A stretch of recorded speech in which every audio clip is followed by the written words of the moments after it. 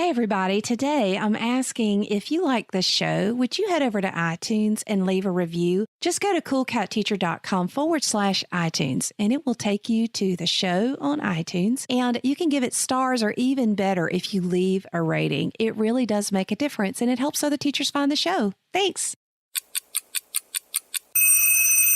Today, we're going to talk about student-created learning, episode 389. The 10-Minute Teacher Podcast with Vicki Davis. Every weekday, you'll learn powerful, practical ways to be a more remarkable teacher today. Timeless learning. There are principles of timeless learning. Dr. Pam Moran, Ira Socol have written a book about this topic. And today we're going to take a deep dive into one of their several very important topics. Student-created learning. Now, Pam, a lot of people haven't heard the term student-created learning. What is it? Well, we think about that it's the best of what natural learning has been, Vicki, probably since the beginning of time, when our kids are able to have an opportunity to design, build, make, create, engineer, produce learning that is something that they're interested in, something they're excited about, something they're passionate about, that it creates a context for the teacher to be able to move those kids into the things that the adults think that kids need to learn. And so we see it as an entry point into learning, and the outcome that we think is so critical is that when we see teachers that have truly embraced student-centered learning, student-created learning, child at the center of building out the learning, what we see are kids that develop a sense of that their voice matters, whether they're 5 or 18, that they have a sense of agency, that they own their learning, they're excited about it, and they want to do it. They want to take it to the next step. They're curious, invested learners. And lastly, we see it as a place where kids become incredibly deep in terms of their understanding that they can influence their classrooms, they can influence their school, their community, the nation, and even the world. And we've got great concrete examples of kids that have invested like that and literally changed the way that the state of Virginia operates. So, Pam, do you have an example for us? I sure do. We had a group of students in our high school who 2 years ago became very interested in the high levels of stress that are, and the data around high school students across the country as well as with their peers. And they started working on trying to influence me as superintendent to increase the amount of funding support in our budget for mental health services in our high schools. And they did their research. They met with me. They met with the board. They presented to the board the why that we needed to do that. I put it into the budget this past year. It moved forward. It actually made its way through the school board, through the board of supervisors, and we increased the mental health services in our schools for this year substantively. But they didn't stop there.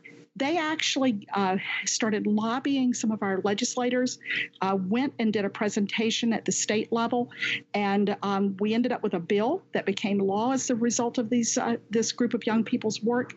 And Virginia is now, along with New York, 2 states in the nation that actually have a real focus on strong mental health services. That's a state-mandated service for students in schools.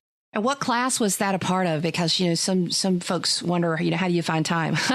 Well, the piece that happens is that these kids, because it was something that was driven by them, they united around a leadership class that they had taken and took this on as a project that really fit our project-based learning model.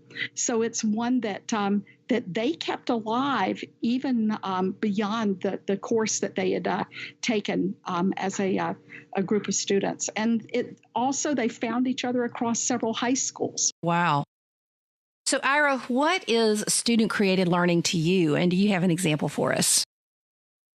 Well, Vicki, I think the key thing that we've been trying to do in the 10 years that Pam and Chad and I have worked together in Albemarle County is to consistently move forward from and to bring our schools from adult controlled environments to student created environments. And our last big step over last year was to develop a new high school center that is a small pilot high school that we do whenever we want to try a major change to experiment with. And our new school has, as we describe it, no classrooms and no classes.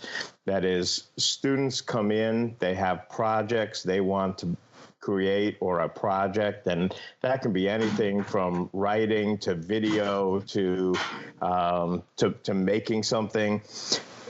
They come in, they propose the project, they discuss the kinds of credits they need for their year, and with our faculty, they put these projects together with the credit needs, and we figure out a way to get the content we need in to their project.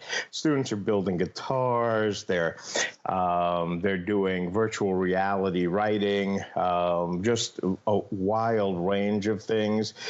And this is, what we consider the big step for our adolescent children, that we allow them to truly craft the context that their education will revolve around.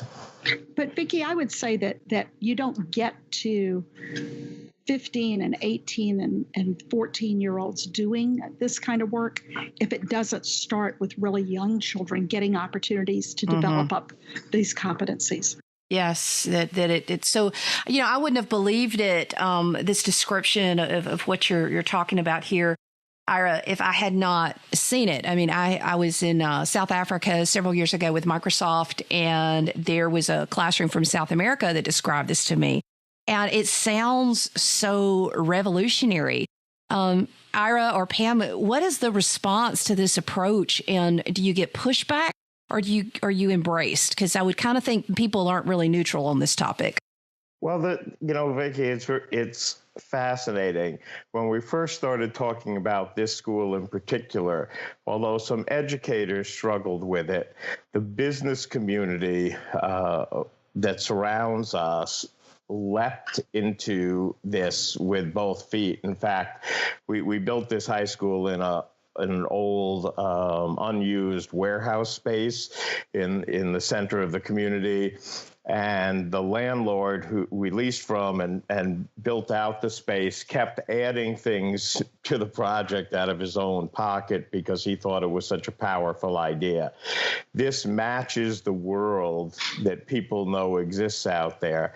But I have to say, you can go all the way back to 1970, the late 60s even, with the ideas of school without walls, the idea of building education around, what students are interested in, and see massive success with a wide range of students with this. And the student response is huge. And the reason we start things small is so educators can see them, we can work out the kinks. And then once we found that once teachers see a great success path, they're perfectly willing to jump into it. And what we hear as we have worked with other folks outside the system is people will say, this is going to expand the range of kids that are successful in school. And we say, absolutely. We document that in the book, Timeless Learning.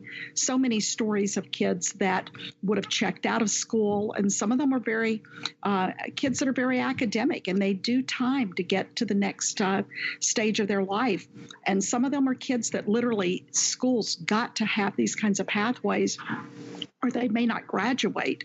And we have found that over and over again, when you expand the bandwidth of opportunities for kids to be able to work on things that they're really passionate and excited about, and that's as true of a 5-year-old that is working on something in a maker space, or kids that have been challenged to make something that will help someone else as a 4th grader, that when kids latch onto their curiosities, their imagination, and their interest, it allows teachers to take them places that they would have never imagined they could take young people.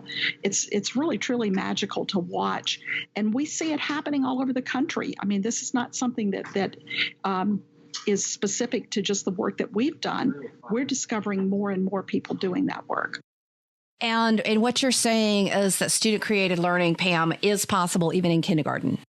Absolutely. In fact, ultimately, if you go back in time, the whole focus on children and developmental appropriateness, you used to see in kindergarten and first grade kids with lots of opportunities to explore, whether it's block centers, or kitchen centers, or math, making kinds of opportunities with Legos and so forth and so on, that we see this as a restoration of childhood and how people naturally learn story, movement, image, social collaboration.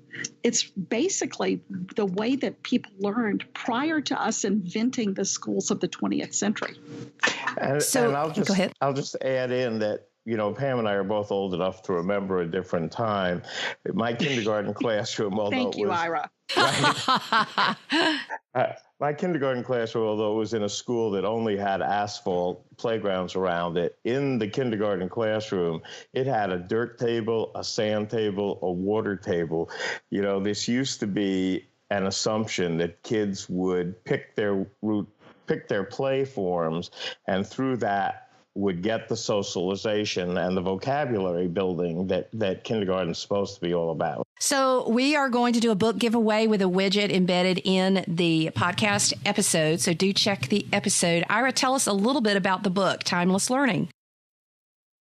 Well, the three of us actually all met on Twitter. So there's a pitch for Twitter, and that happened, a decade ago, and we've been working together for a long time. And in that time, having deep conversations, arguments, debates, we've struggled with things, and we wanted to tell the story of how we got to where we are. It's less a how-to, although there is like a built-in learning component in it. At the end of each chapter, we have a structured sort of inquiry system. But the main thing we wanted to do was tell the story of how ideas developed and how these ideas played out when they were brought into the real world. And so it really is the story of a conversation among the three of us, with the details put in about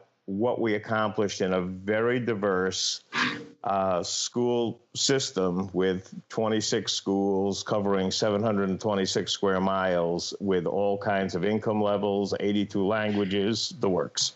And I describe it as a space where we really, both inside and outside the system, have tried to figure out how do you support up people to really grab what I call contagious creativity and feel that they can take the risks to try things, to try to get more kids excited and engaged and passionate about learning.